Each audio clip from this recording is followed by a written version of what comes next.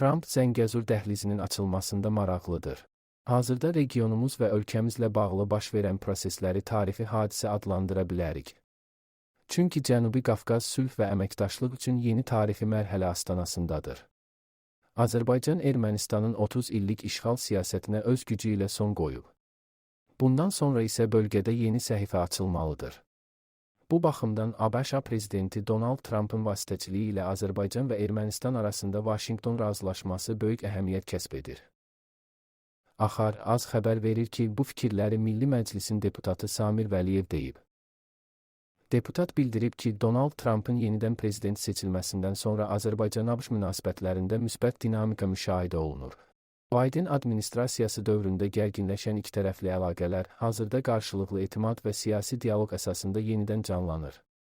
8 avqust razılaşması da Azərbaycanın qlobal siyasi proseslərdə prinsipial mövqe nümayiş etdirən diplomatik xəttinin davamıdır. Trump'ın prezidentimizə məktubu isə ölkəmizin beynəlxalq münasibətlər sistemində nüfuzunun və etibarlı tərəfdaş kimi qəbul olunduğunun növbəti təsdiqidir. Bu məktub yalnız ikitərəfli münasibətlərə deyil, bütövlükdə regionda sabitlik və əməkdaşlıq perspektivlərinə təsir göstərə bilər. Çox təqdirə layiqdir ki, Trump Azərbaycana qarşı yönəlmiş 907-ci düzəlişin icrasının dayandırılması haqqında da qərar verib. Bu qərar ölkəmizə qarşı ədalətsiz yanaşmanı ortadan qaldırır. Millət vəkilinin sözlərinə görə Cənubi Qafqazda dayanıqlı sülhün təmin olunması üçün münbit şərait yaranıb. İndiyədək müəyyən beynəlxalq aktorların Azərbaycan və Ermənistan arasında vasitəçilik təşəbbüsləri konkret nəticə verməyib. Tərəflər yalnız ikitərəfli platforma çərçivəsində irəliləyiş əldə ediblər. Bu ilin əvvəlində tərəflərin sülh sazişinin mətnini razılaşdırması məhz ikitərəfli danışıqlar nəticəsində əldə olunub. Bununla belə, Prezident Trump'ın vasitəçiliyi də müsbət nəticə verdi və tərəflər Vaşinqtonda razılaşma imzaladılar. Digər tərəfdən, Qərbin enerji və nəqliyyat dəhlizlərinə marağının yüksəlməsi ABŞ-a da proseslərə daha fəal qoşulmaq şansı yaradıb. Biden administrasiyası dövründə Vaşinqton bir sıra vasitəçilik təşəbbüsləri göstərsə də, ermənipərəst mövqe sərgilənməsi həmin təşəbbüslərin fiaskosuna səbəb oldu.